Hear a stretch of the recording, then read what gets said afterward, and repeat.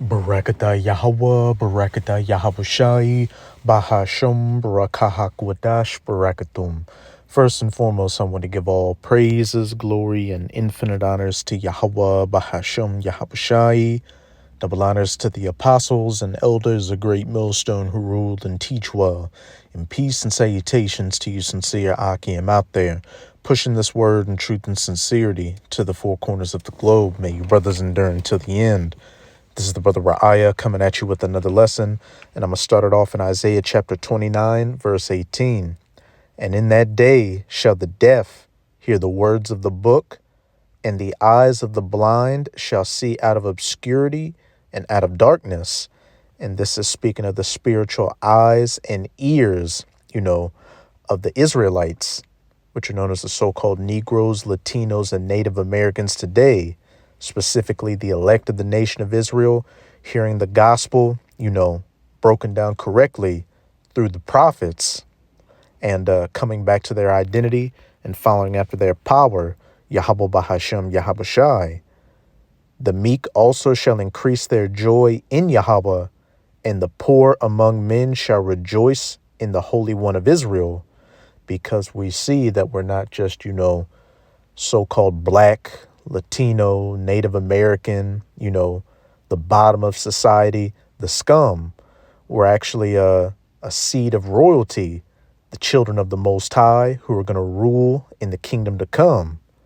For the terrible one is brought to naught, and the scorner is consumed, and all that watch for iniquity are cut off. And the terrible one is being brought to naught, and the scorner is being consumed spiritually right now by the prophets, chiefly the men of GMS, a great millstone, as well as the brothers coming in the spirit of GMS, going into the scriptures and linking it up with current events, history, in the news to expose, all the lies and deceits of the terrible one, the wicked Esau Edom, the so-called white man. And then he's going to physically, be brought to naught, and the scorner is going to be physically consumed when Yahawashi, the Son of the Most High, whom the world ignorantly refers to as so-called Jesus, makes his second coming to save his elect and put an end to the rulership of these heathens, chiefly of Esau Edom. Verse 21, that make a man an offender for a word, and lay a snare for him that reproveth in the gate, and turn aside the just for a thing of naught. And this is the main verse I wanted to get to, chiefly where it says that make a man an offender for a word, and lay a snare for him that reproveth in the gate, with the true prophets out prophesying this word, and the nation of Israel waking up and coming back to their identity. Hey, that's exposing, again, the lies and the deceits of the terrible one, Esau Edom. Hey, he's finding less and less places to hide at, especially the Amalekites of the Edomites, who, throughout history have taken on the identity of the Israelites and say that they're the children of the Most High, the small hats, the Ishes, the 1948ers. And this brings me, to this article on the People Voice.tv titled World Jewish Congress Calls for Stripping Americans' First Amendment Rights. And as we'll see in this article, they're going to use examples like Nick Fuentes, Tucker Carlson, or Candace Owens, so-called far-right pundits that are increasing, attitude of anti-simulationism out here. But through the scriptures, we know what the real reasoning behind this is: to come against, the gospel, to come against the men of the Lord, because Esau Edom is being exposed. The terrible one is being brought to naught, and the scorner is being consumed. And also the Israelites, their spiritual eyes and ears are being opened unto their true identity, and they're coming back to their power, which when you read in the book of Judith, chapter 5, whenever Israel will return under their power, the heathens that were coming against them could not come against them, because the Lord would defend them. And that's what these Edomites, especially these Amalekite Edomites cosplaying as us, fear the most. So they're about to pull out all the stops to make a man an offender for a word and lay a snare for him that reproveth in the gate. So the famine of the word is quickly coming around the bend. So like we tell you, sincere Akim and Akwat out there, hey, drink from these rivers of living waters while you still can, because that spigot is about to get turned off. But the article reads, the World Jewish Congress is now openly calling for the censorship of Americans who criticize Zionism and the revocation of their First Amendment rights. Attendees at the recent Jewish Leadership Conference openly called for censorship to suppress dissenting voices like Tucker Carlson and Nick Fuentes. From Chris Minahan's X account, Tikva's Jewish Leadership Conference brought together over 1,000 American Zionists on Sunday to fight Mamdani-style anti-Zionism being normalized on the left and the Tucker Fuentes censor spreading on the right, according to Tikva's Avi Garson.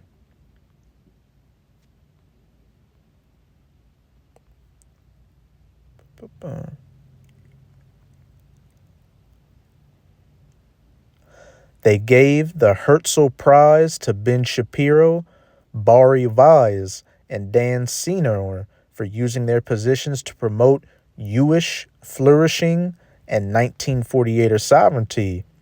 Ben Shapiro devoted an entire show to explaining why, in video clip after video clip, Tucker Carlson is, in Ben's words, the most virulent superspreader of vile ideas in America. Jonathan Silver, Tikva's chief programming officer, told the conference to roaring applause. The common theme throughout the talks was the importance of repudiating Tucker Carlson, Nick Fuentes, and Candace Owens, especially by those in the conservative movement. Attendee Tali Goldschiff said on X.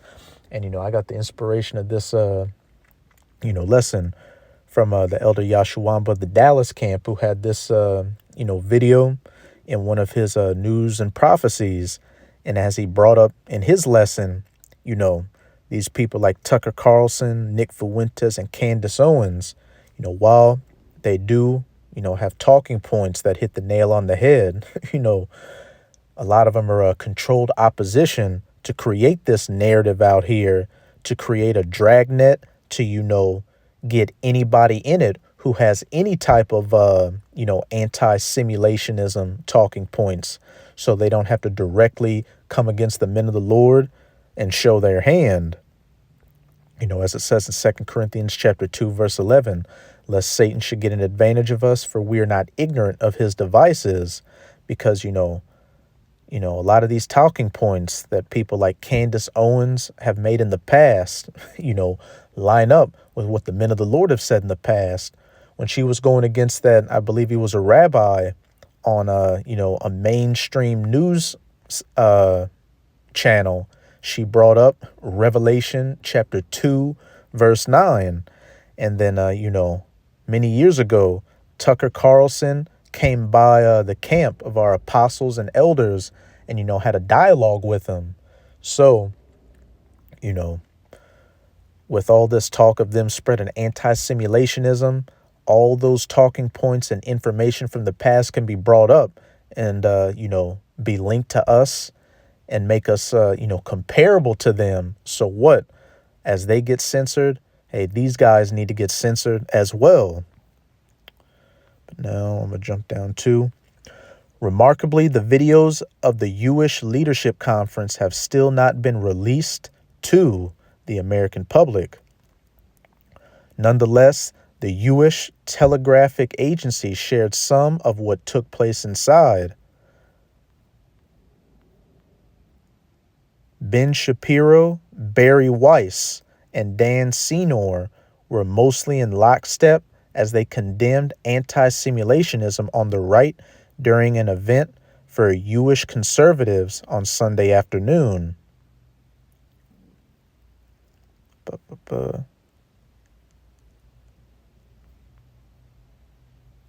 At Sunday's Tikva conference, Shapiro, and conservative political commentator and founder of the Daily Wire, cautioned against dismissing the threat of figures like Fuentes, whom he called a basement dweller, and the far-right influencer Andrew Tate and their influence on younger, more online generations.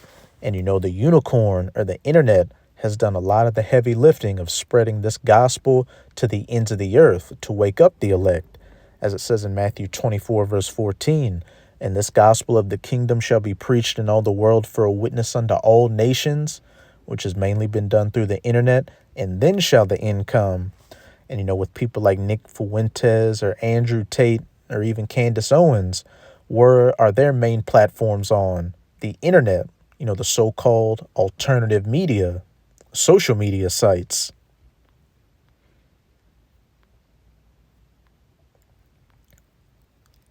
Now listen to this.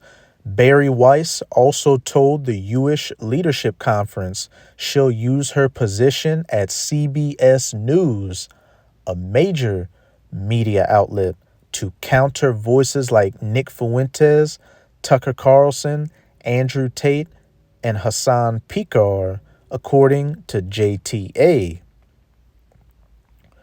So, you've got, so-called alternative voices like Ben Shapiro calling out these online personalities for anti-simulationism, all the way to people up at these major, legacy media, channels like CBS, which, they are all controlled by, Esau Edom, especially these little hats who are in the top positions of power. And like I said earlier, they understand that when Israel wakes up to their, identity and comes back to their power, nothing can be done against them. And hey, they see that they are being exposed by, the words of Yahweh Bahashem, Yahweh Shai through the prophets. So they're getting ready to come down in great wrath, as it says in Revelation 12, verse 12, because they know it that they have but a short time. But I'm going to play about, the first minute or so of this X clip, also from Chris Minahan's, page. Former Obama speechwriter Sarah Hurwitz laments to the Jayish Federation that people are finding content from Al Jazeera and Nick Fuentes on social media and seeing videos of the carnage in Gaza. And this is a fair use copyright disclaimer. I do not own any of the footage in this clip, nor do I stand to gain from it monetarily. It is simply for educational purposes. And while she's using, that situation over in Gaza as the backdrop for her talking points, read between the lines. I think that since October 7th, but really before then, there have been huge shifts in America on how people think about Jews and Israel. And I think that is especially true of young people. So we are now wrestling with a new, I think, generational divide here. And I think that's keep in mind, she mentioned young people, and all throughout this article, they're mentioning the youth. Particularly true in that social media is now our source of media. And this, it used to be that the media you got in America was American media, and it was pretty mainstream. It generally didn't express extreme anti-Israel views. You had to go to a pretty weird bookstore to find global media and fringe media. But today, we have social media, which is a global medium, right? Its algorithms are shaped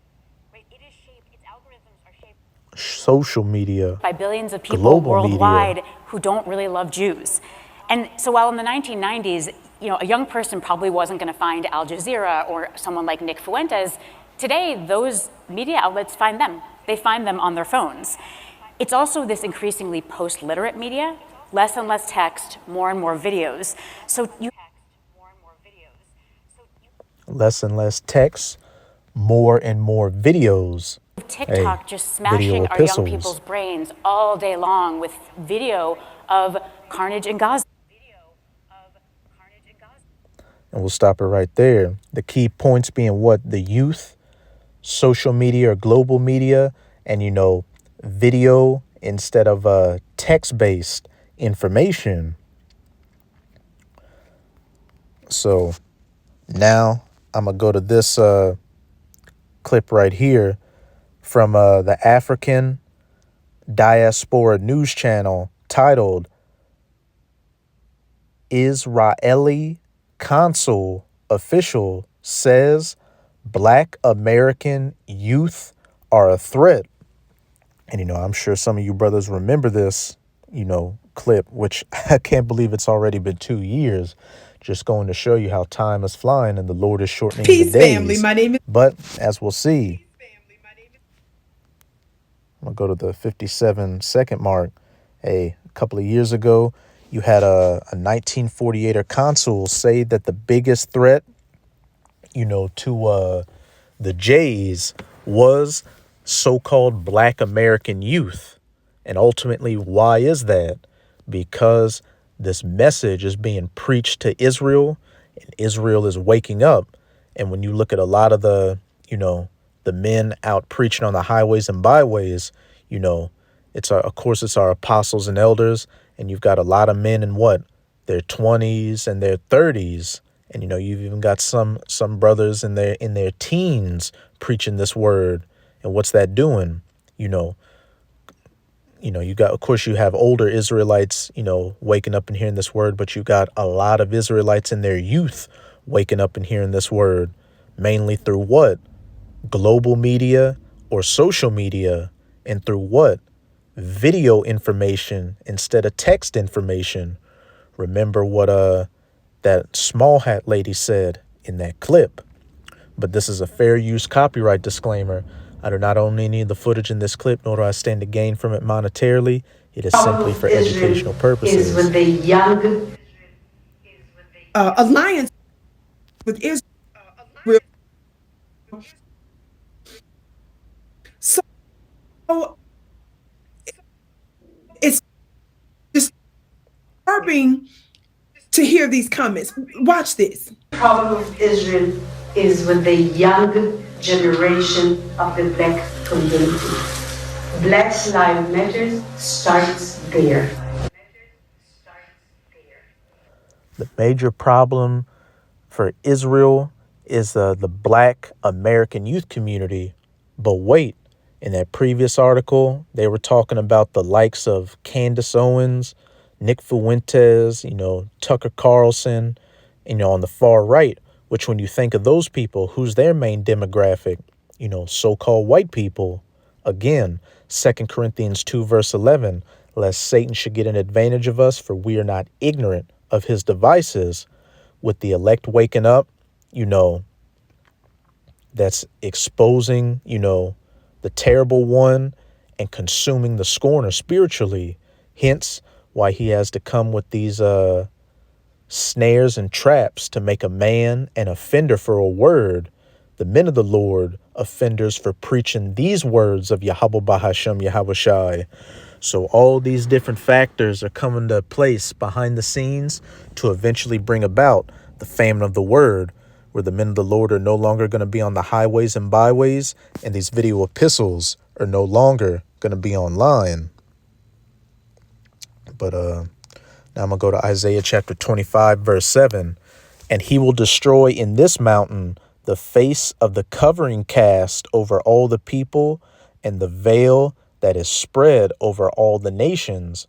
All these lies and deceits Esau Edom has been using, since he came back into power during this little season of his final rulership, beginning with the Renaissance, to cast this veil over the nations of the earth, to discredit the Bible, show himself as God and the angels and the Israelites, bring about his pseudosciences and technocracies and philosophies, you name it. But with the men of the Lord out preaching this word, again, the scorner is being consumed and the terrible one is being brought to naught by the truth. And a part of that is Esau Edom being exposed and being shown as the problem on the earth and the nations of the earth turning against him, which, while the men of the Lord are exposing, Esau, for his wickedness, you've got, people also going against them for that situation that's going on over in Gaza. If we would have continued playing that clip, she would have said it's hard to talk to, the youth, especially among our people, because whenever we try to have a pro 1948er stance, all they bring up is the deletions of those Palestinians over in Gaza. But this is Obadiah chapter 1, which is only one chapter. And I'll start at verse 1. And the header reads, Edom will be humbled. And this whole book is dedicated to the judgment and the downfall of you Edomites. The vision of Obadiah. Thus saith the Lord Yahweh concerning Edom, you so-called white people, which you small hats are a part of the tribe of Amalek. We have heard a rumor from Yahweh, and an ambassador is sent among the heathen. Arise ye, and let us rise up against her in battle. Behold, I have made thee small among the heathen. Thou art greatly despised. On the one hand, you Edomites are actually the global minority, and within the nation of Esau, Edom, the Amalekites are the smallest tribe. And on the other hand, your reputation, especially you Edomites in the West, is being made small and despised amongst these different nations because they're seeing that the root cause of all these problems taking place on the earth generates from you. And then more and more nations are turning against you for what you're doing to those Palestinians over in Gaza.